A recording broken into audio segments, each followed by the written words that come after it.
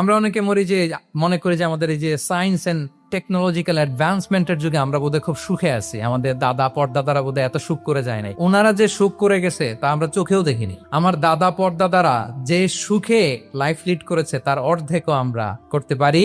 তারাই আসলে শান্তির, সুখের, আনন্দের সময়টা তারা কাটিয়েছে। তাহলে সম্মানিত সুধীমণ্ডলী, পুরো আমি আপনাদেরকে বোঝানোর চেষ্টা করছি যে ইসলামিক লাইফস্টাইল নিয়ে why we should talk about Islamic lifestyle, কারণ পুরো সিস্টেমটাকে তারা কলাপস করেছে, করাপ্ট করেছে।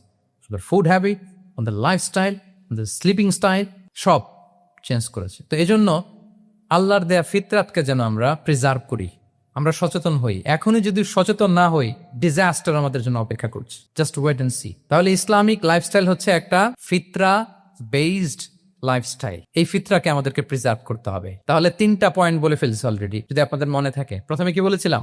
হালাল, হালাল দিয়ে জীবন সাজাবো। 2 নম্বরে প্রোডাক্টিভিটির জন্য কি করব? রাতে দেরি করে ঘুমাবো। তাহলে আগে আগে ঘুমাবো, ফলে আগে আগে ঘুম থেকে জেগে কাজ শুরু করবো। 3 নম্বরে ফিতরা, মানে আল্লাহর দেয়া প্রাকৃতিক যে নিয়ম,